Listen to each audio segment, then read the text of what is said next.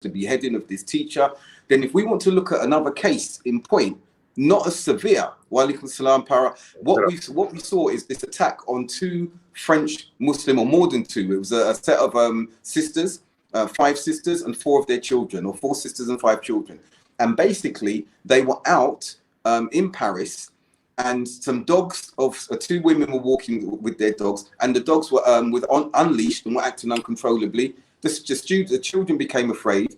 The Muslim mothers asked, can you tether your dogs? And then they were met with abuse from these non-Muslim women, telling them to go back to their country and everything like that, and getting really aggressive in their manner. Now, there was some confrontation of sorts from what is understood. And then the next thing you knew, one of the Muslim women got stabbed in her face, okay? And the other one suffered, one of the other sisters suffered multiple stab wounds and is still in hospital now. Why am I speaking to this point now? While they were saying go back to your own country, even though they're French, you dirty Arabs, and these slanderous and offensive epithets that were being mentioned, the reporting is very interesting. When they went to the police, they said initially, it's in the press, that this was nothing to do with Islamophobia, that this was something to do with a dispute over a dog. Okay, that's what they said initially.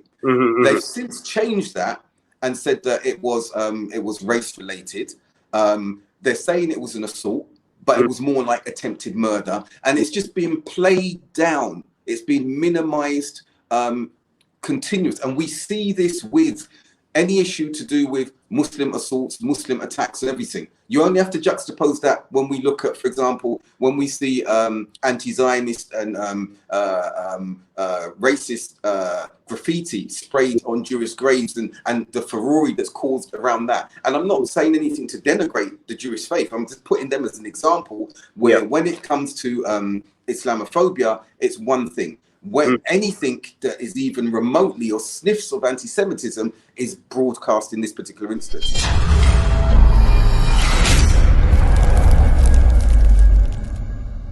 I'll read what she's saying. And many of those leaders radicalizing the youth in the mid-late 90s would encourage them to go out and commit offenses, while those same leaders would never get their hands dirty.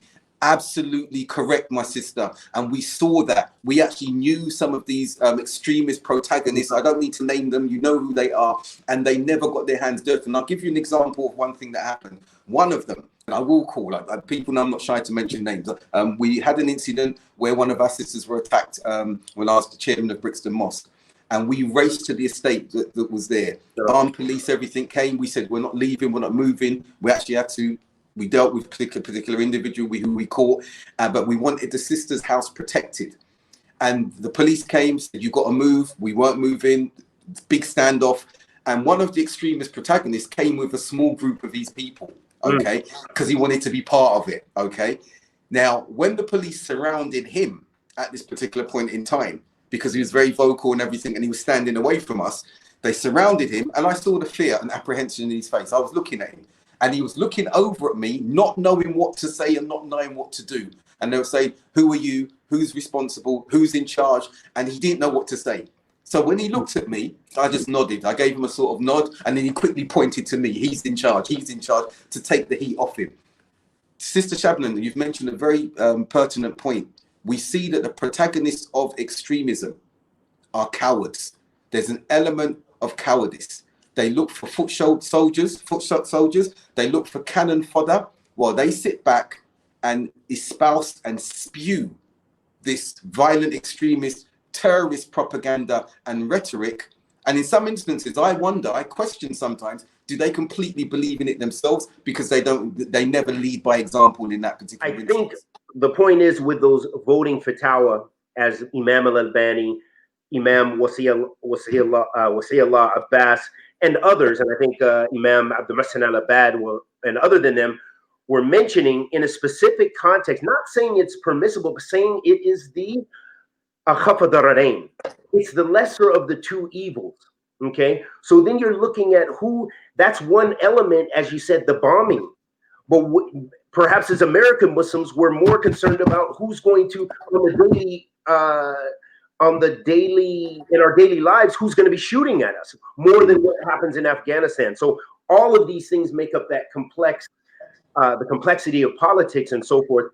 But I think the issue here is looking at the lesser of the two evils. This is what the scholars are really talking about. They're saying, hey, they're both evil. It's an evil process, everything, but you are there. What is going to be in your best interest? Prior to Trump, with the advent of Trump, we had received so many more on the ground in America, so many more attacks against Muslims on the street, sisters being threatened with, guys, rednecks coming up with their pistols and their shotguns, trailing sisters, coming up like he's a police officer with the gun up to the window, really not speaking.